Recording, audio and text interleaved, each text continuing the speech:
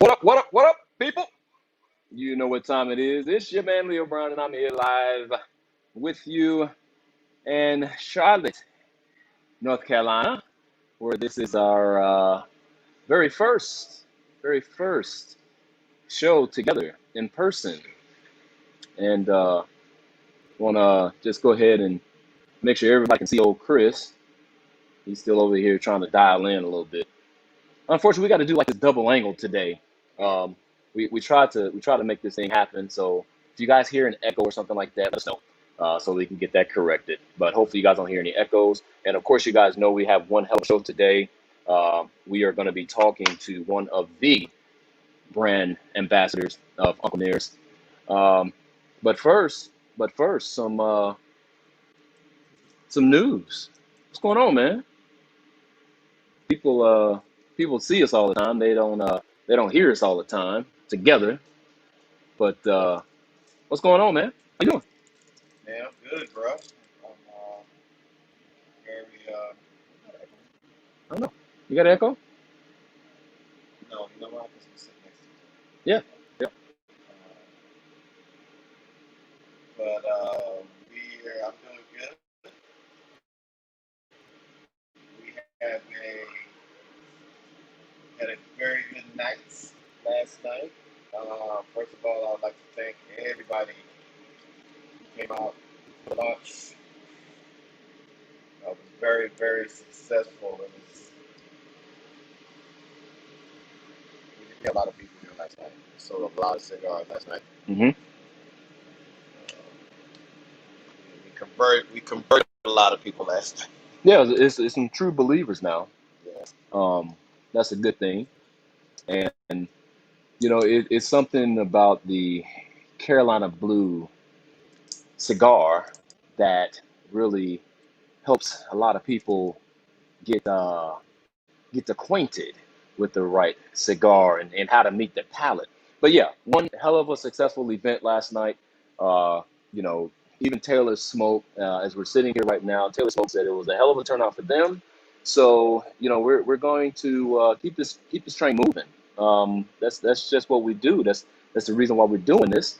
So we're going to make sure that everybody understands what Carolina Blues is all about, where you can find your Carolina Blues, and how to have yourself a Yeah. experience under the Carolina blue skies. All right. So yes, start next week. They'll have all 11 lines in here. Um, All 11 lines. yeah, everything. Okay. All right. Very, very, very, very humbled by the turnout. Not saying I was going to have anything less, but I was very appreciative of everybody who came by. I can't say thank you enough to you, my friend. Of course. To some people who came from out of town. Right. You have to mention Candice. Um, Uh, who else came? Jake Tuck. Yeah. Jake Tuck came. Dr. Q Funk Funk out of came. Atlanta as well. I have to also thank my team, Janae and Heather and Ryan, and definitely those guys. Without those guys, we wouldn't have been that successful last night. And of course, Taylor Smoke. Right. For hanging in there with me. Right. GTG. That was in the house Right. a lot last night. There was so many people here, man. It felt like New Year's up in there. It did. It did. It was a great day. Yeah. It was a lot of damn people. It was enjoyable. We met some people that we also on Instagram trying to connect up with, stuff like that. We got some new people. Like I said, we got some people converted, and it was really a ball of a damn time. That's what I can say. Ball of a damn time. Right. So yeah. So we're gonna let you guys see. We're gonna let you guys figure out what the Carolina Blue experience is all about. Like I said, Chris is on his angle. I'm on my angle. It just didn't work out, but you guys still get us every single time, and we're gonna get you guys going right now. But first, I'm going to make sure that we do what we're supposed to do. Uncle Nearest, 1856, paired with the 1884. Carolina Blue, Limitado. Oh man, you guys should have had this damn pairing. That's all I'm gonna tell you. Should have had this pairing. If you haven't had it, make sure that you go out and get it. And then first off, I want to say what's happening to everybody that's out there that's chiming in. You know, it's a hell of a day to see all you guys. Um, Smoke Easy, what's happening? Huggins, what's going on? Rob, what's going on? Steve, what's going on? I appreciate all you guys in here. Daily Act, my man Chris, what's happening, man? What's happening? So yeah, man, hell of a day yesterday, hell of a time, and you know we really we got some things going, we got some people introduced, but right now what I want to do is introduce the guest of the hour. In case some of you do not know I'm here this, already, bro. my bad, my bad. In case some of you do not know, this lady is a badass woman. She represents one of the hottest bourbon brands in the nation. I'm just going to let her talk about the accolades, all the awards, and everything that Uncle Nearest has earned correctly. But those of you who do not know the story, we're going to get into the story just a little bit today. Whatever she wants to talk about with this story, I know I've done my research on the story, but it's always better to hear it coming from the source themselves. And right now, I want everybody to stand up, put your hands together, get out of your car. I don't care what it is that you're doing. Stop what you're doing, because we about to ruin the image and the style that she used to. My girl, Sailor, what is going on? Hi, wow, that was a wow. What an introduction.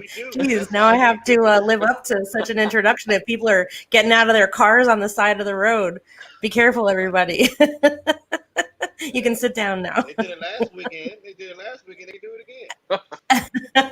I love it. Hi, thanks so much for having me. You got outside your car. Yeah, go ahead and get back in your car. Yeah, I'm really happy to be here and spend, for me, the afternoon with you guys. Glad to have you. Sure. Yeah, it's definite. Thank you for you. I know that we've been trying to communicate back and forth over a little period of time, but we finally got everything together, and we are now here. And Yes. once again, thank you for joining us today, taking time out of your Saturday. You could be doing anything in the world, but you decided to spend it with us, just like everybody else. So we're gonna make sure that we have a good time and That's right. give it the Sailor experience now. Give us the Sailor experience. So let's just go ahead and jump into it. Tell us a little bit about you, who you are. Just the background on Sailor. And speaking of which, how did you get your name, Sailor? So I was given this name by my grandfather when I was about 5 years old, and it stuck. And when he found out that I was still using it as an adult in my professional career, it just made him so happy. And so, I'm Sailor. We had a funny fishing trip, and that's kind of how it all came about. And he was a lover of the sea. He was a merchant marine and a sailor, and love being on the water, and I'm the same. So it was kind of our connection. So that's how I got the name Sailor. I am a brand ambassador, one of many for Uncle Nearest Whiskey. I am in the Pacific Northwest in Washington State. I've been in the industry for a very long time. I'm now considered a veteran of the industry, which I'm getting used to that term. I found the brand about 2 years ago, and when I heard that there was a Black woman who launched an American whiskey brand and named it after a former slave, I was just like, wow, this could change everything. If this does well, if they do it the right way, this will not only completely change the whiskey industry, the spirits industry, but it'll really change the world depending on how successful it is. And I think we're already seeing that happen. So I reached out and said something like, I messaged Fawn and said something like, I have to work for you and you have to have me work for you, or some ridiculous thing. I don't know. Luckily, she said, okay. So that's how we get jobs now. I gotta work for you. I thought she's either going to think I'm completely crazy or she's going to hear my enthusiasm and passion. And thank God it was the latter for me. So I've been representing the brand for, Right. I think it's about 2 years now. And we are the most awarded American whiskey or bourbon for 2 years, 2019, 2020, which is a hell of a feat for a small independent brand. It's actually never been done before. And we have made many firsts as a company. We're the first major spirits brand in the US to be run by an African American. We are the first all female executive team for a major spirits brand, the first to commemorate an African American, and the first to be named after an African American. Lots and lots of firsts, and there are tons more. It's an amazing brand to work for. It's an incredible honor to tell this story every day. It's an incredible honor to know that I have a little piece in bringing this legacy to light and hopefully cementing this legacy forever. So that's me. It's it's and we're gonna dive a little bit more into that story. There's a couple of things I definitely want to make sure that we get out. But like you said, yeah, one of the most awarded, and I understand it to be American whiskey and bourbon, Mm-hmm. 2019, which is a fantastic feat. I don't know, of a newer brand that can come in and make that kind of an impact on such a spirit world than what Uncle Nearest has. I mean, it's 100% tremendous, and I love how this has happened. And like I said, we're going to dive into the story a little bit. But one of the things that I noticed, and if anybody goes to Sailor's Instagram, one of the first things that I notice is that the woman has tats. The woman has tats. She has a style of her own. Like I said, she's spunky. What brought all this on? I mean, look, I'm looking at the glasses you have on right now. I mean, even that is just like it's different. I mean, what brought this style on for you that you created? Oh gosh, I was always a weirdo as a kid. And now that's not such a bad word. Back then, it would go through its phases. Uh, I would be told I was quote unquote creative, or exotic. And really, people just meant you were strange and odd. I think too, it comes with age that you kind of don't give a crap anymore. I remember my grandmother telling me that she would say and do things that were so embarrassing when I was a teenager. And of course, teenagers are embarrassed by everything. But she would say, just you wait one day, you're not going to give a crap what people think. And it'll be very uplifting and freeing. And she was absolutely right. So I've always been my own individual weirdo. And yeah, I don't know. If you have to wear glasses, they should be fun, right? If you've got skin, you should just decorate it. I don't know. It's just it's a silly explanation, but yeah, I think I dance to my own beat, I guess I should say. Nothing wrong with that. And it's always good to dance at your own beat. You got to be who you are. If you're not who you are, then what the hell are you doing? And that's just my personal approach. Which kind of leads me into the next thing is that what got you into libations? I know me and you talked about this. And you said that you reached out to Fawn and said you need to hire me as your ambassador. How did that actually get started? What got you started even saying that I want to be a brand ambassador? Well, my first job was actually in a restaurant, and my father was a chef, and I was very interested in the hospitality industry. But I come from immigrant Greeks, and of course, they wanted me to go to college and get a college education, and that's what was considered successful. Working in a restaurant or behind a bar was not something they were excited about me doing, and I understand that. But I kept being drawn back into the industry. I worked while I was in high school and college, and, I would go into corporate like I was supposed to, quote unquote, and end up back behind the bar because I just loved it.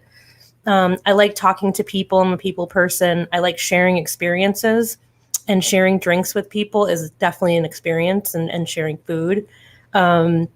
And I just really started to love the creativity that you can have with mixing drinks and creating cocktails. I loved learning about what was behind the bottle. You know, I would pick up bottles off the shelf and I would read the back of them. I would ask sometimes if I could the representatives, the distributor that came in, can you tell me where this comes from? And I would learn little unique things about it, and I was so fascinated. So finally, I actually began working to be a sommelier, and decided that that wasn't really the route I wanted to go. I loved wine, but I was already getting into whiskey. I had actually moved to Europe, and I was traveling to Scotland and Ireland often, and just absolutely fell in love with whiskey. Came back to the U.S. That's crazy. and I just wanted to learn about every single whiskey bottle. And it just led me to work for a few brands, and I started teaching people about whiskey, especially women, as we were not really a big share of the market at the time. Then I Right. ended up working for a historic distillery in Southwest Ohio, family owned for six generations.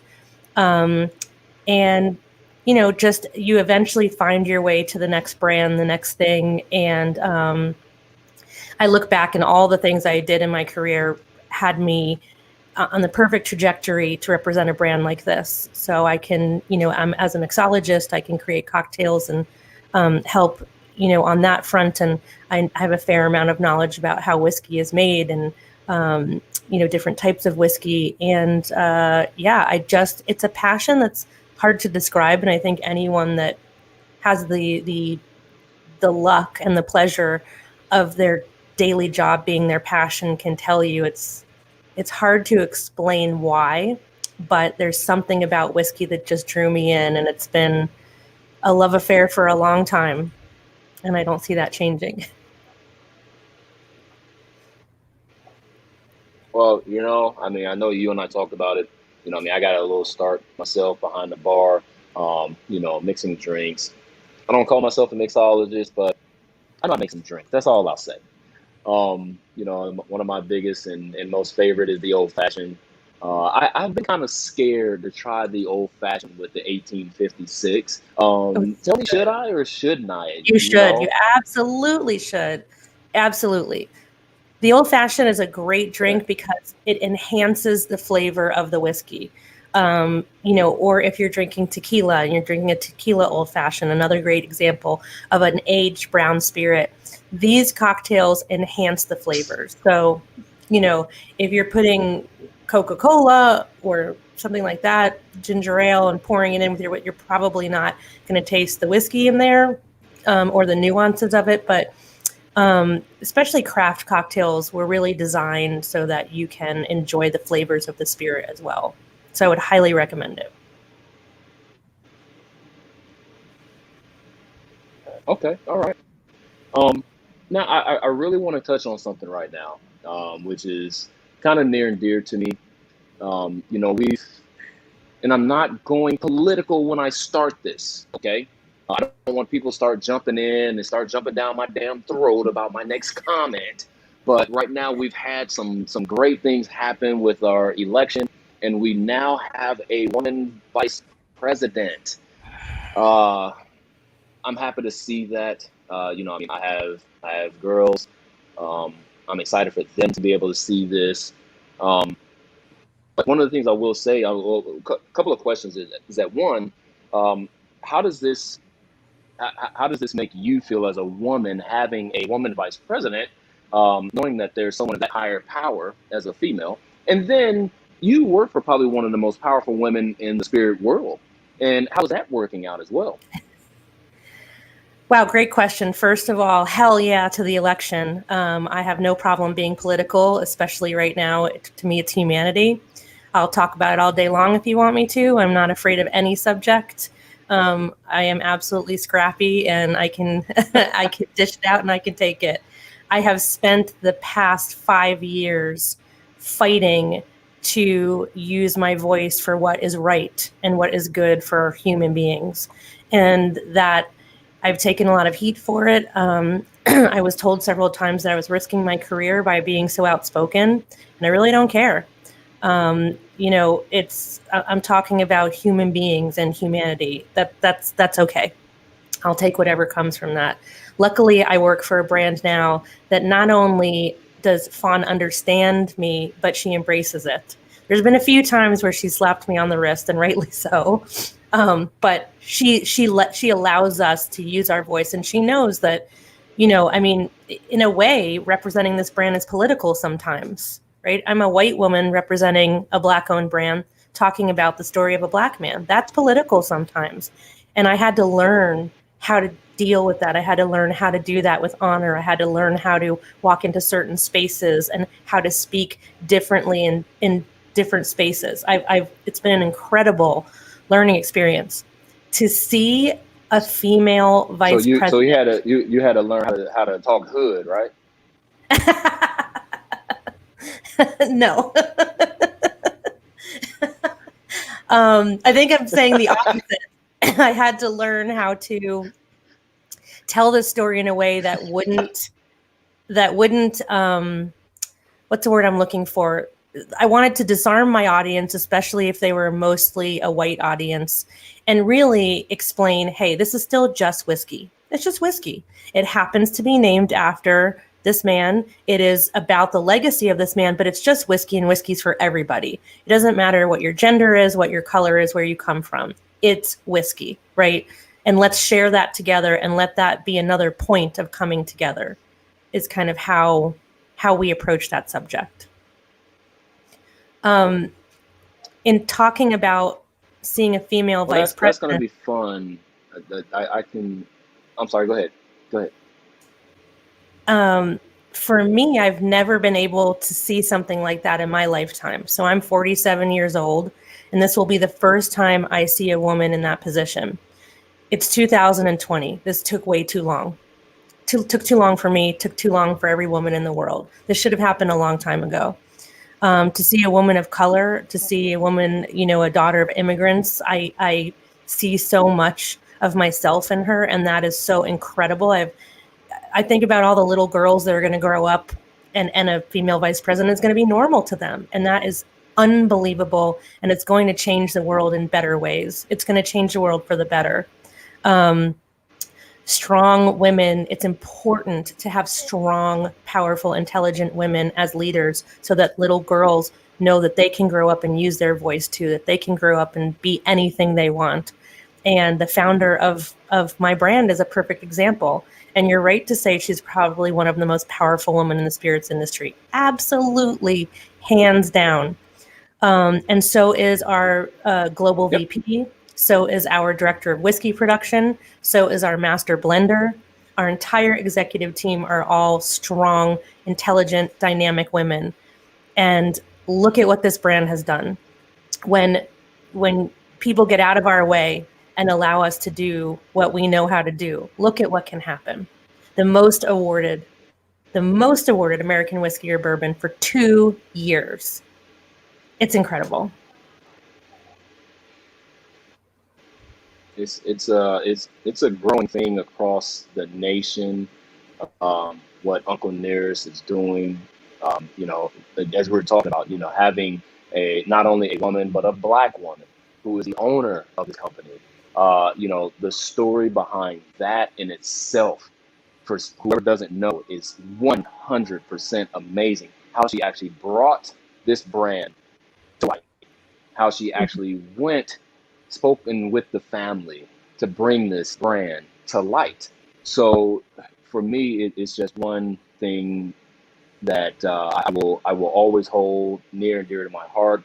I used to run a podcast earlier in the year, which I actually kind of gave up, but now I well, not now, but in February, which was Black History Month, I actually talked about the Uncle Nearest brand and brought her story to light. I'm not taking any credit for it, but it was something that was totally amazing. I learned something new. I did not really know that the brand existed that well. I heard about it, but didn't really know that the brand existed like that. So when I talked about this, I mean, I talked about it in depth for a while, but it was a great story. I love what Fawn has done. And speaking of Fawn, um, what do you, as far as what you've been able to capture from her? or from the family about the story behind Nearest Green. Can you tell us a little bit of what you have understood about it? Sure. So, excuse me. For those that don't know the story, it's a huge story, and there's a lot of parts to it. But I've gotten pretty good at summarizing it. And so I split our story into two parts. We have a historic story, and then we have a modern story, and that's kind of how I tell it. So our historic story is that there was a man who was at the time a slave that was brought to the Dan Call farm. And that farm is actually depicted on your bottle. So right there, this is the Dan Call farm. And so That's correct. Nearest brought to that farm to be a distiller for a young preacher and his wife. And he was a very, very talented distiller. We believe he came from Baltimore originally, so say census records, and he was born in 1820, again, according to census records. At some point while he's on the farm, a young boy from a neighboring farm came over and asked if he could live with the Reverend and his wife and be a chore boy. And they said yes. He left a home where his parents had died. He didn't get along with his stepmother, and there were a lot of children. And so this little white boy, stayed on the farm and eventually was introduced to Nearest. And the Reverend asked Nearest to teach this little boy everything he knew about making whiskey. And he did. And they developed a very close relationship. And this little boy, his name was Jasper, and we know him as Jack Daniel. So Nearest Green, who we lovingly call Uncle Nearest and respectfully, is the first African-American master distiller on record in the U.S. Certainly not the first, but the first you can find on record. He is the first master distiller for Jack Daniel, and his son was the second master distiller for Jack Daniel. So when Nearest retired, he gave over operations to his sons. So 1856 is the year that Nearest perfected the Lincoln County process. And that is the process of filtering your whiskey through sugar maple charcoal. Sugar maple trees were prevalent on the farm, so it made sense to use those. And it was a superior way to get really, really smooth whiskey. And this process comes from West Africa. That's something that Fawn was able to discover. West Africans have been filtering with charcoal, activated charcoal, for a long time and preserving food. So it makes sense that how that would have come over.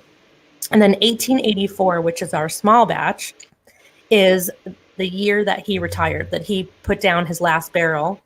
And the year after that is when Jack moved the distillery to where it is now. So our stories are intrinsically connected, but we are not owned by the Jack Daniel's brand or Brown-Forman, who owns Jack Daniel. We are an independent brand, just to make that clear. But we are family. And we have proven that out in our own modern brand. So Fawn years ago was on a trip with her husband, a business trip, and read a newspaper article that was written by a prolific writer, Clay Risen, who I absolutely adore. He's a spirit writer, and he also writes about civil rights movement.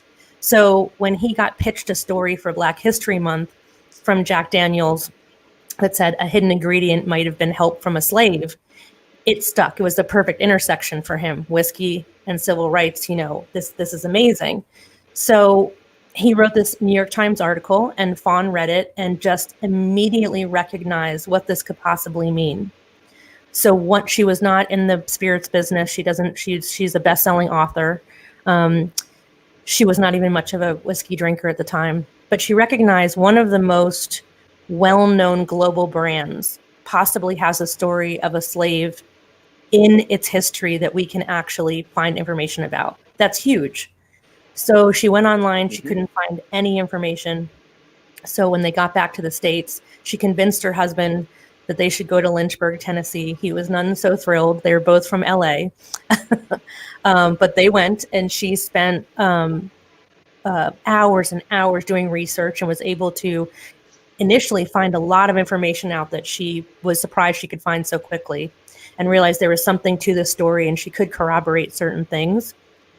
And then she was introduced to a descendant of Jack, and When this story came out, there was a lot of negative response to it because unfortunately the brand didn't respond. Jack Daniel didn't respond to that article. So there was a lot of assumptions, was the recipe stolen from a black man?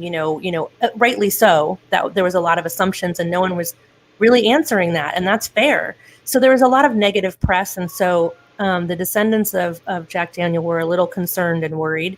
And I understand that. And so when they approached Fawn said, look, if this story isn't about love, honor, and respect, I won't tell it. That's it. And they trusted her for some reason. So she introduced them, Fawn, to the descendants of Nearest and to the rest of the descendants of the Jack Daniel family. And in doing so, she was able to uncover this story in full. The crazy thing, while she was there on her second day, someone told her that farm was for sale, the farm that's on our bottle, the farm where this whole story began. And she thought, surely not, that can't be. How could that farm be for sale? Well, it was, and she bought it. So the Weavers own the Dan Call farm, and they have restored it. It's absolutely beautiful, and it's museum. And then she was introduced to the rest of the family and started an education foundation. So her first goal was not only just to tell his story, but also to try and fix the generational wealth gap. And in doing so, education is the first piece to that, right? So we have the Nearest Green Foundation, and I believe we have over 11 descendants of Nearest Green that we've put through school.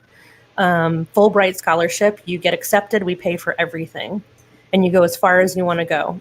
We also, she erected a memorial in the graveyard where Nearest is buried. We don't know the exact spot, but it's a segregated graveyard, or was. And so he's buried next to Jack. But we put a beautiful, beautiful memorial there. And then she was sitting with the family and said, what else can I do? And of course, she intended to write a book. What else can I do to bring this legacy to light? And the family said, well, put his name on a bottle of whiskey, of course. So she said, crap, now I have to start a whiskey brand. No easy feats, let me tell you. One of the most difficult businesses and challenging and expensive to start. So someone said, your realtor can help you out. And she's like, what, my realtor?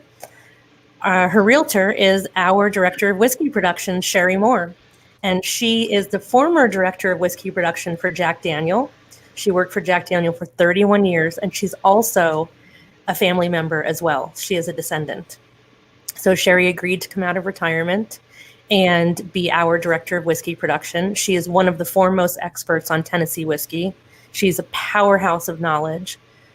And then we released our 1856, and then it came time to release our small batch, our 1884. And so Fawn had the idea, if you happen to have a bottle for those at home, there's a signature here. I know it's hard to see because of the light. I'm trying to get the right angle, but there we go. So there's gold bar here with a signature. That's Victoria Edie Butler's signature. She is the great-great-granddaughter of Nearest Green. So Fawn said, well, we'll have a different descendant curate each batch. Well, when this went out, it won all the awards immediately. And so Fawn said, that's it. You're going to be in charge of these blends because it's a double gold win. It's some of the highest awards you can win, like right away. So Nearest great-great-granddaughter is now our master blender. So if you've been following, we have once again a descendant of Jack Daniel and a descendant of Nearest Green working together to make our whiskey. So that relationship that they have always had, the two families, it just wasn't, they always knew, but the rest of the world didn't know. They've always been close, and they've always honored and respected each other. Victoria and Sherry grew up together. They've known each other their whole lives. And now they are making whiskey together, just like Jack and Nearest did. And it's a beautiful thing. It's a beautiful thing to see this story come full circle. If you guys have any questions, comments for Sailor, please make sure that you guys type those in. Do not let me ask all the questions because I have plenty of questions I can ask Sailor all day, every day about this brand, because she's, as you can see, very, very knowledgeable about the brand. So One of the other things I'm definitely going to bring up once again, this is stuff that I found out is that, like we already mentioned, one of the most awarded bourbons, especially for the last 2 years when it comes to American whiskey. What else is it? The fastest growing independent American whiskey in history, in U.S. history. Now it's spirits This is brand, also one of actually. Oprah's favorite 20 things. What is it? So we surpassed the fastest growing American whiskey brand, and now we're the fastest growing spirits brand in history, which is a really big deal. Okay, so there's just way too much amazing stuff going on right now. I can It's hard to tell keep with up. Uncle Nearest, and I'm sure that there's plenty more coming. There's plenty more Oh, coming. So the 1888, 1856, and 1820. Um, I know you briefly went into it a little bit. Give us the differences between the three. sure. I'm going to start with the 1820. So the 1820 is our single barrel. And just for folks that, if you don't know what that is, it means, so when you distill whiskey, whatever comes out of your stills, you fill up barrels. Just like if you're making, like, let's say pasta sauce, and you have to, you might fill up 5 jars or 7 jars, depending on how much came out of it. That's how whiskey works. So it's many different barrels, and you keep filling and you keep filling, keep filling. And then at one point they're all aged to where you want them. And then you're going to blend them together so that you get the consistent flavor every single time. Now, a single barrel means you're taking that one barrel and however many bottles it fills, that's it. You're not blending it with any other barrels. It's just that one barrel. And when it's gone, it's gone. You might get 30 bottles, 25 bottles, really depends on the age of it. So 1820 is the year that we believe Nearest was born, and that says so the census records. And yes, you can get our brand in any store in the United States, in the UK, in Hawaii, and Alaska. So if you don't see it on the shelf, it's one of two things. It could be that we're sold out. That happens a lot. As I just said, we're the fastest growing spirits brand in history. And I'll tell you, as a brand ambassador, it's sometimes a challenge to keep it on the shelves. Or that store just doesn't have it, and it's very simple. You just say, hey, can you please bring in some Uncle Nearest whiskey, and they will get it from their distributor. So 1820, the year that we believe he was born. And these single barrels, we don't have a single barrel program. This is 1% of our barrels. Sherry Moore will find a barrel that's so special, she considers it world class, and that's how 1820 gets released. So we hear all the time, when can I get 1820? Why can't I find it? It's because it's very rare. And when it comes out, it comes out. And it depends on many factors, what state it goes to or where it goes. I fight for them, and I've gotten a few of them. We all have to kind of fight each other for them. So then we'll go to 1856. That makes sense. So 1856, also a single barrel will be barrel proof, meaning whatever proof it is that comes out of the barrel, we will not cut it down. We will not proof it down. It's whatever that is. Our 1856 is 8 to 12 years, and this is 100 proof. Now, again, 1856 is the year that Nearest perfected the Lincoln County process, which now, to be called a Tennessee whiskey, you must use the Lincoln County process. The interesting thing about our whiskey is it's incredibly smooth. If you take 4 100 proof whiskeys and put them next to each other, Uncle Nearest is going to be a standout. Its smoothness is going to make it unique. You'll probably know it right away, even if you're not familiar with it. And that's because we do many levels of filtration. Sherry Moore, our director of whiskey production, is, like I said, she's an absolute genius. She would kill me if she heard me say that. She's very humble, but she is. And the technology of filtration is incredibly interesting. So we do 3 steps, and that's really what makes our whiskey so flavorful, but yet so smooth. Then you have our small batch, our 1884, and this is the year that Nearest put down his last barrels. And again, this is what Victoria Edie Butler, his great-great-granddaughter, she chooses the blends. So our director of whiskey production finds the special barrels, does a bunch of blends, and then Victoria decides what blend she really likes, and she hits the nail on the head every time. So 1884 is 93 proof, and that's what we believe was the typical proof at the time that Nearest was making whiskey. That would have been like 80 proof now is a standard proof. This would have been kind of a standard proof at 93. And these are small batches, and so we don't number the batches right now. But every time you see one on the shelf, it may be a different batch, and you once you really learn the whiskey, you'll recognize when it's just a little bit different. But they are delicious and award-winning. Someone asked about our distillery campus. So we take COVID-19 very, very seriously. Fawn grounded us from traveling before we really knew what was going on, and had masks sent out to us very quickly. So we shut our distillery down in March, and we will not reopen it until we believe it's safe to open it. So we have elders that work for our brand, and we have to protect our elders. That's very important. And of course, we want to protect our whiskey family and all of you. So until it is safe to do so, the distillery will remain closed. And on that note, another project that we started at the beginning of COVID was our Brother's Keeper. We have donated well over now, 350,000 pieces of PPE to frontline workers and healthcare workers, people in liquor stores that had, that have no choice and stayed open. They were considered essential grocery workers. We have made sure that we help people stay masked up because we believe it's important.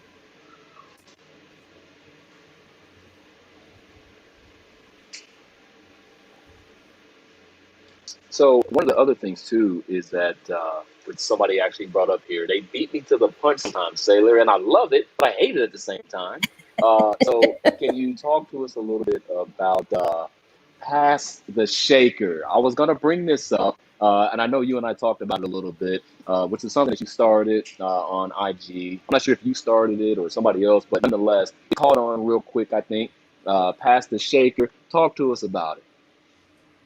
So when COVID began, our brand being who they are immediately got us all on a big company-wide meeting. And it was, first thing Fawn said was, no one's going to lose their jobs. Nobody's getting laid off. Nobody's getting furloughed. And not only that, but we're going to continue hiring just as we have been. Our brand is going to continue to grow. So it was a huge relief. Then our leadership broke us out into teams, and we had different committees. And so I live in Washington State, and I was literally on lockdown for about 2 months. And so I was put in charge of the social media and virtual committee. So as a brand ambassador, I'm on the road typically 25 days out of a month easily. So what do you do when you can't go out and visit restaurants and bars? You can't hold tastings and whiskey dinners. What do? You do it virtual. You drink at home, but you do it virtual. Right. So we began doing our virtual events, and it was interesting. We had to learn what platforms work, what don't, what do people want to hear about, what don't they want to hear about, what will they tune into. So every Thursday on Facebook, we have what's called Must See Whiskey TV. With my whiskey brother from Georgia, Jay Madison. And we host sometimes cigar and whiskey pairings as the first Thursday of every month. We have chefs come on. Victoria comes on and makes cocktails with us. It's just been a blast. And then I started the Pass the Shaker series so that the people that didn't have Facebook or didn't go to YouTube to watch our shows could have something on Instagram as well. And it's been so much fun doing it. So basically, we started out with our own mixologist in our company, and everybody had to do their favorite fall cocktail. And each Wednesday, 5:30 Pacific, 8:30 Eastern, we pass the shaker to each other. So someone does a cocktail, it's really short, it's really quick, and then passes the shaker, and then I pop in the next person, and they make a cocktail, and so on. And so this month, we have our cocktail calendar competition winners who are passing the shaker. So we did a big competition over the summer to submit a cocktail and your story and why, what's important to you about the Nearest legacy. And We chose 12 winners, and they will all be featured in our next cocktail calendar. And they are passing the shaker this month. So it's a lot of fun to follow us on that. Ah, So much fun. So yeah, please tune in on Wednesdays. It's a blast. yeah. Wednesday, what time? Wednesday was what time? On IG, of course, but what time? So yeah, on the Uncle Nearest Instagram, 5:30 Pacific and 8:30 p.m. Eastern. Awesome. All right. So, there's a question here that I'm kind of interested in myself. What went into the brand's placement in the UK? That's a great question. So I don't know all of the ins and outs of it. I know that it's very, very challenging to get distribution in the United Kingdom for American spirits. I mean, it's challenging everywhere. But we were blessed that the British Bourbon Society, which is a huge organization, just a group of whiskey bourbon lovers, and they embraced us and helped us. So we had a lot of consumers and a lot of fans. So we were able to hire a brand ambassador, and his name is Matt Neal. We call him Posh Matt. And so he's in London, and he takes care of everything for us in the UK. And the British Bourbon Society has their own private barrel that we give to them once a year. They choose one, like I said, the single barrel. And so it can be a challenge getting distribution in other countries. We're also in Japan. But through the UK, they can actually ship to a lot of other countries without having to get, per se, distribution there just yet. Since we're still so young and new, it became the kind of a distribution point for other places around Europe. And so that's why the UK market is so important for American spirit brands. Okay, all right. Another question here is, how close are you to completing the campus? Good question. So this September 5th should have been us opening phase 2. And of course, because of COVID, we didn't have our typical celebration. September 5th is a very important date in the Uncle Nearest family. So that is Fawn's birthday. It's also the birthday of Clay Risen, the man who wrote the New York Times article. It's also the birthday of a man called Ben Green, no relation, who wrote one of the most important books that gave Fawn a lot of the information that she was looking for. And she ended up purchasing the rights to that book. It was out of print and putting on a new cover, and that benefits our Nearest Green Foundation. His birthday was September 5th, and Jack Daniel's birthday is September 5th. You can't make this stuff up. So September 5th is when So we will. a lot of Yeah. September 5th going on. Yeah, Matt, we say it's the spirit behind the spirit, you know? So we have completed our welcome house. So before COVID, you could come to the Nearest Green Distillery in Shelbyville, Tennessee, and you could have a tasting, and you can see our gift shop, and you could see the horses. We're on a Tennessee walking horse farm that is still has horses on it and always will. Our barrel warehouse is almost completed, and our bottling house is almost completed as well. So those are the two things that will be done first, so that we can also begin bottling on our own campus. And then the distillery will be next. We have Heritage Hall, which is a museum. It's a museum that honors all things that came from Tennessee, like NASCAR, mini golf, Mountain Dew, things like that, Tennessee walking horses. We also will have a barbecue restaurant on our campus, one of the best in the South. We will also we're building the longest bar in the world at the distillery as well, with some very smart people behind that. Really? Yes, it's going to be pretty incredible. We'll also have mini golf. We'll have a stage for music eventually. So we call it the Fawn's Dollywood of whiskey. Tennessee whiskey is what the campus will be when it's completed. So unfortunately, right now you can't go visit it. We're closed, but the minute COVID is over and we feel it's safe, we will reopen. And I really recommend going and taking a visit. It's a gorgeous, gorgeous unbelievably gorgeous place with the most beautiful sunsets. And you have other distilleries close by that you can visit as well, like Jack Daniel and George Dickel. And George Dickel is in a beautiful spot as well. So you can make a whole trip out of it. Oh heck yeah! I think me and Chris gonna have to make a trip to Tennessee and check this out. It sounds like a lot of fun. So let's get to it with you now. What's one of your favorite recipes with the Uncle Nearest brand? So which one and what's your favorite recipe with that? Oh gosh. Oh boy. Okay. So when people ask me Just which one is of my them. so okay, I'll do one with the 1884. So I do love a good old fashioned, but I really love whiskey sours. Those are my absolute favorite. Um, and I and it's a there's a lot of debate and dispute with whiskey sours among us mixologists. Should you use egg white? Should you not?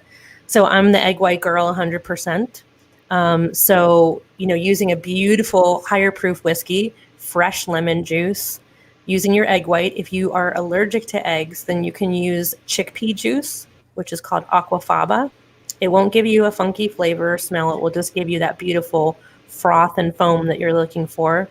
And then I don't like to use regular simple syrup.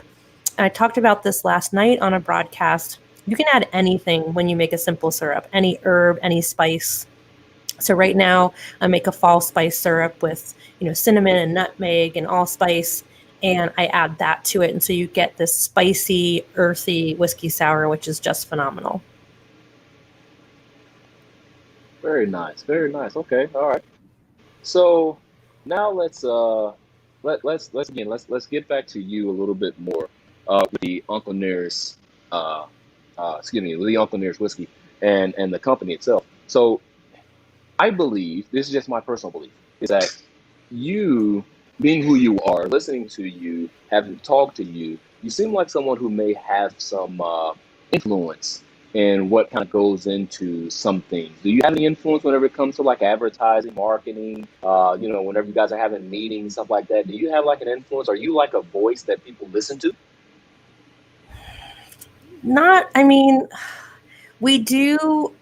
It's interesting because we do crowdsource a lot in our company. Fawn does want to know what we think. Our global VP, our director of marketing, wants to know our opinion on merchandise and things like that. Um, I would say that I have been blessed to be able to taste some products that are in the works and give my opinion on those. One that I feel very passionate about that might be coming to the market next year. We'll see. Research and development takes a long time in spirits, so hopefully that will happen soon. So that's been really fun.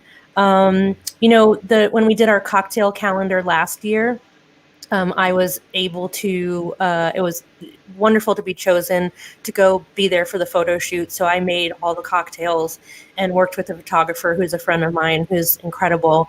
And so we did all the shots for the cocktail calendar. Um, and then now, I mean, my face is kind of all over the place just because I'm, kind of managing the virtual stuff. And now what's really great is that there's a lot of people in the brand that have a lot more experience and are more comfortable on camera. So I'm able to step away from the camera and let them do, I kind of produce it behind the scenes. So that's been really amazing. But our marketing, to be honest with you, really comes from you guys. It really comes from, first and foremost, we're a family legacy. But we're honoring you guys and we're talking to you as the consumer. We call you our whiskey family.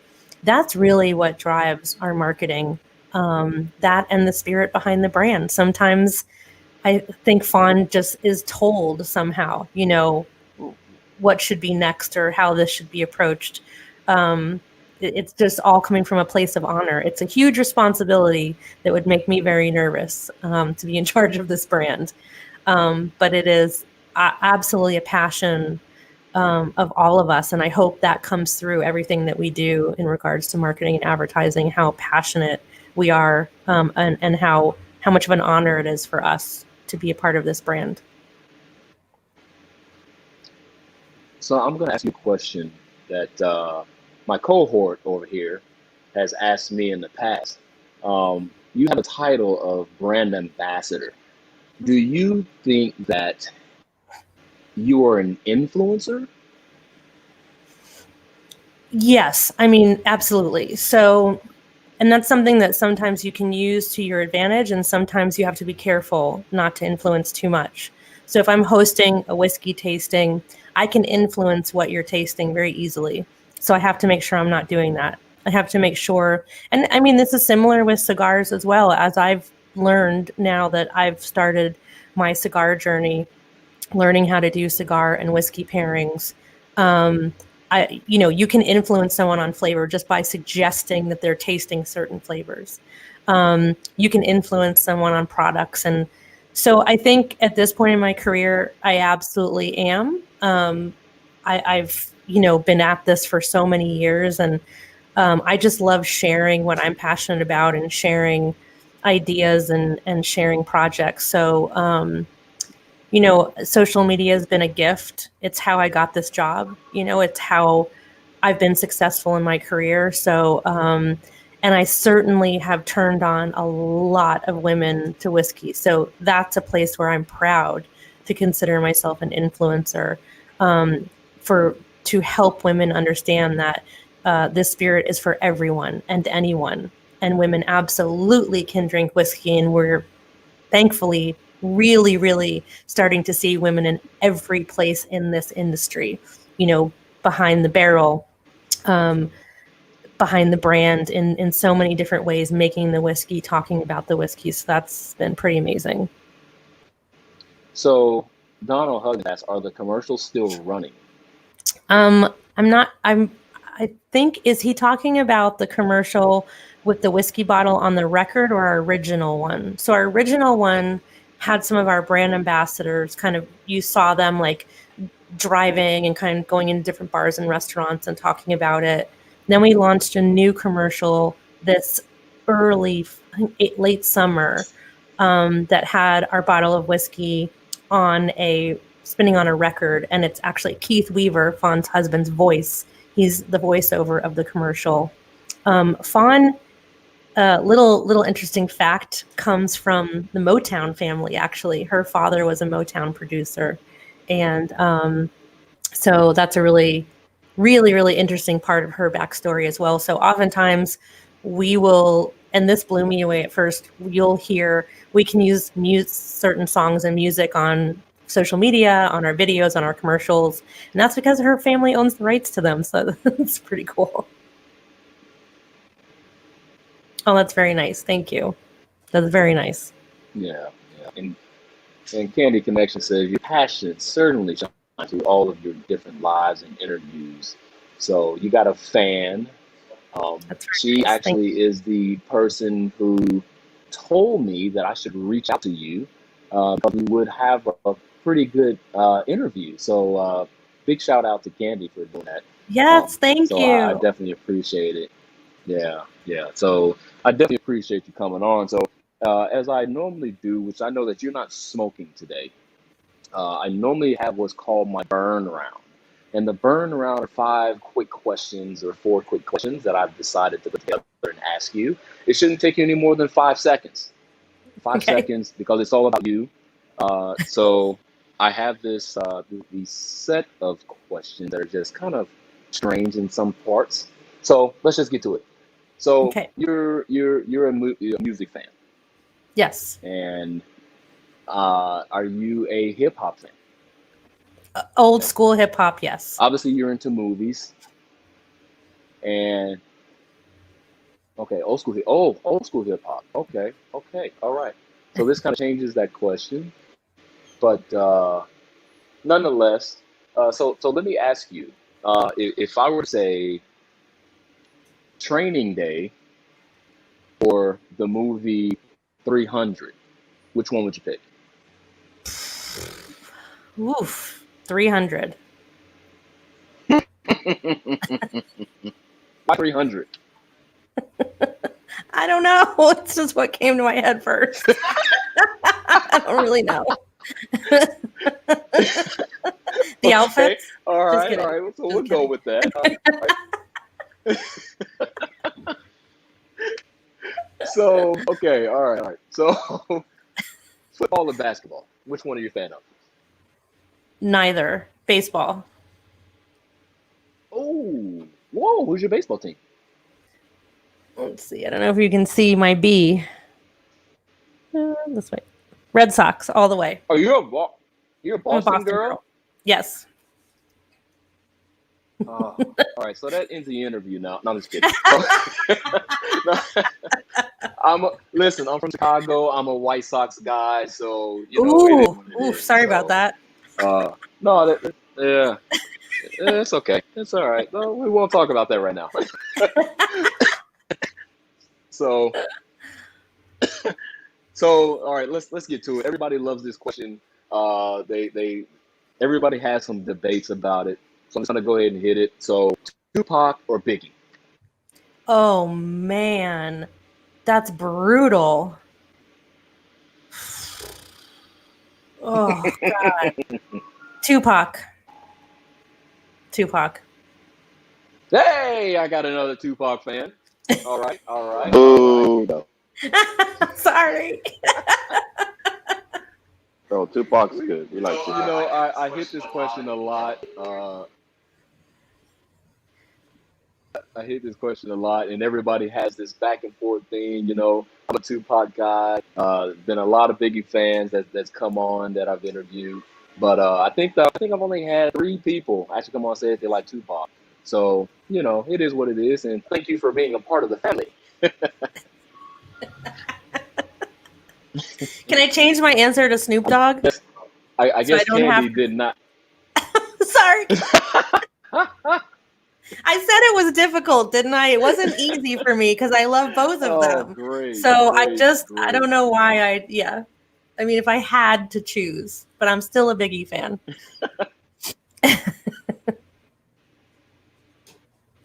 Hey, oh my God, oh my God. But you know what, Sailor? This has been a lot of fun. I don't want to keep you here any longer than what you have to. It's Saturday. I know that you have plenty of things to do. You just came off of a busy day yourself, as I. So I just want to thank you 100% from the bottom of my heart for coming on, spending an hour with us. Means the world to me. Getting the, excuse me, the Uncle Near story out a little bit more to the public, those who don't know. For those of you who do know, that follow the Uncle Nearest brand, please know that Uncle Nearest is not going anywhere. I can tell you right now. This has been a brand that's for the ages. Obviously, Uncle Nearest has been with us since 1820, or Nearest Green has been with us since 1820. And I cannot imagine that either family is going to let this brand go at any time. And with the Never. fine people that are at Uncle Nearest, such as yourself, Taylor, seriously, I don't see this brand going anywhere anytime soon. So I truly 100% want to thank you from the bottom of my heart for coming on and being a part of Behind the Brand, because this is something that's near and dear to me, and I know Chris is as well. So, with that being said, Chris, I know you're sitting across the room, man. Uh, Anything left for the people? No, it's been a very enlightening interview. I've always been interested in Uncle Nearest. Every time I hear one of the Uncle Nearest family, I'm always interested in the interviews, and I like to see, how people grow in any industry. It's very motivating for myself, for my brain as well.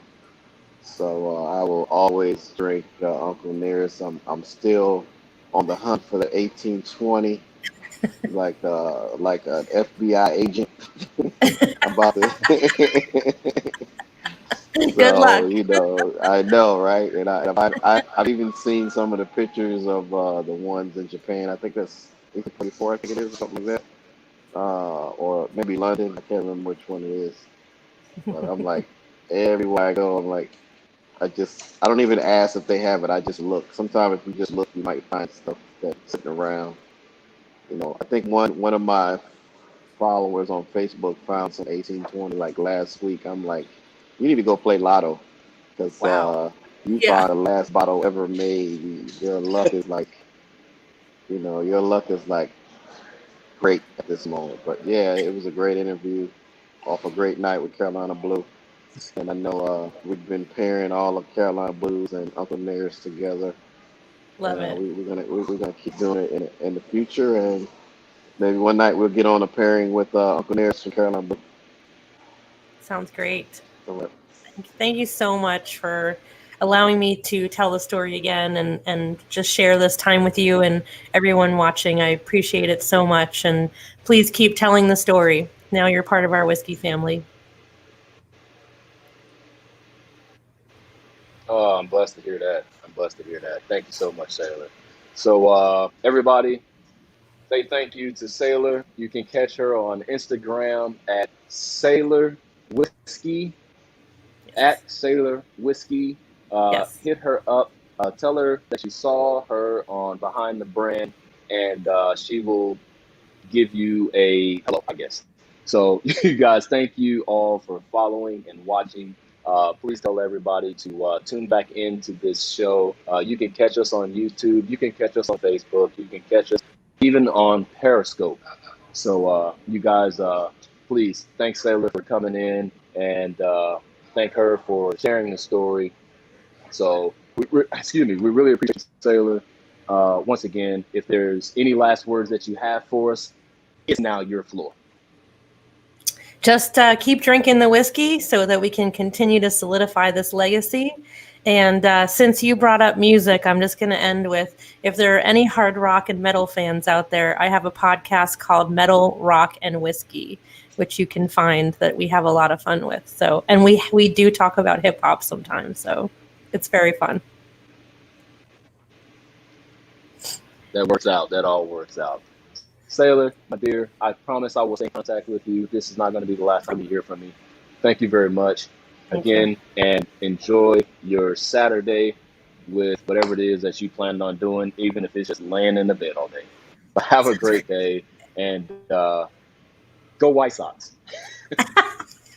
Go Red Sox. All right, my dear. Thank you Thank very you. much. Have a great rest of the day. The rest of you guys, thank you for joining us on this Saturday and spending an hour with us. Go do what it is that you got to do. And with that being said, Behind Brands, out. Peace.